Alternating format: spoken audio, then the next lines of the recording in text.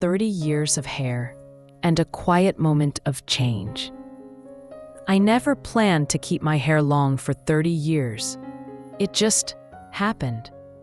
One year faded into the next, and every time I sat in the salon chair, I gave the same instruction. Just a trim. Keep the length. It became part of me.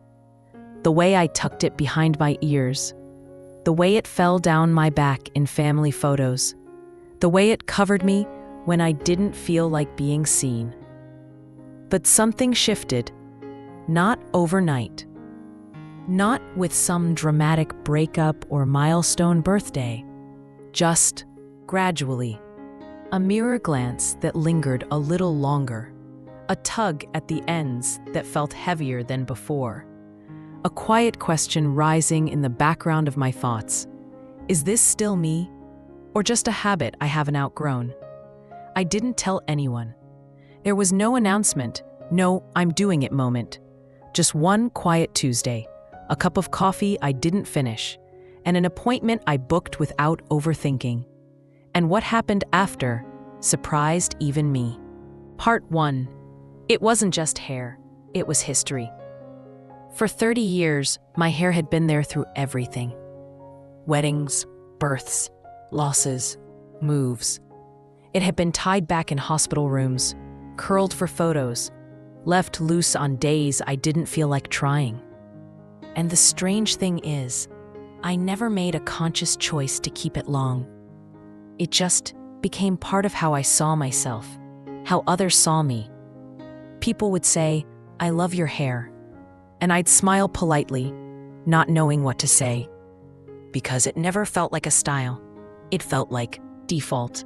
And in some quiet way, I think I clung to it, not because it looked good, but because it was constant.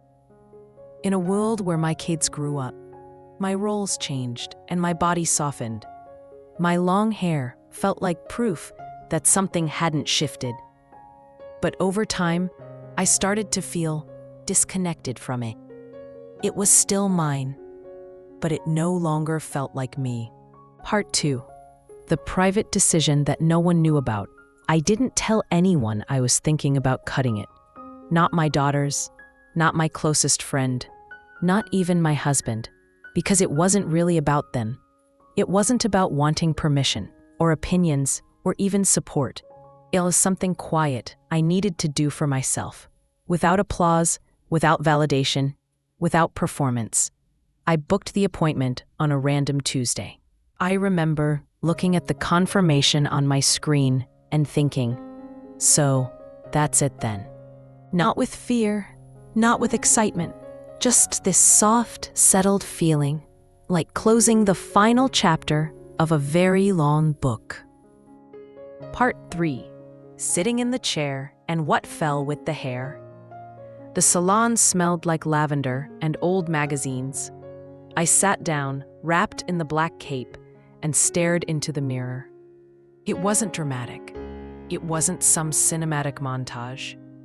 But the moment the stylist asked, "What are we doing today?" I heard myself say, "Let's cut it. All of it." She paused, looking for confirmation. "All of it?" I nodded. "All of it." The first few snips felt surreal. Then I saw a long, silver strand fall to the floor, and something in me let go. Not just of the hair, but of the stories I'd attached to it. The woman who needed to appear strong. The version of me who believed femininity had a length requirement. The fear that people only saw beauty in me if it swayed past my shoulders. Each snip peeled those stories away. Part 4. The mirror didn't lie, but it did surprise me. When she turned the chair around and I saw myself, I froze for just a moment, because I wasn't ready for how much I liked it. It wasn't just that I looked different. It was that I looked aligned, present, clean, light. For years, I had been carrying this weight, not just the physical hair, but the idea of it. The memory of my younger self, the protection it offered, the invisibility it allowed on days I didn't want to participate. And now, without it, I felt seen. But more importantly, I felt like I was seeing myself again. No distraction, no camouflage, just me. Part 5. The reactions that followed and didn't. Here's what I didn't expect. The world didn't shift. Some people noticed. They complimented me, said I looked refreshed or softer. A few asked, "What made you do it?" with that curious tone, as if expecting a dramatic reason. But many didn't say anything.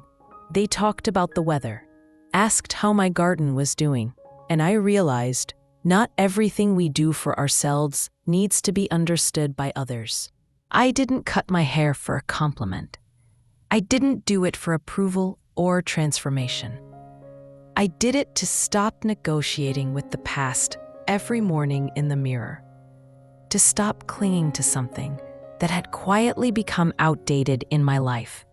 And when no one made it a big deal, it let me realize how internal this shift had always been. Part 6. What I carried after the cut. You'd think cutting off 12 inches of hair would leave you feeling like something is missing. But for me, it felt like I gained space. More space in my morning, more space in my neck and shoulders, more space in my sense of identity.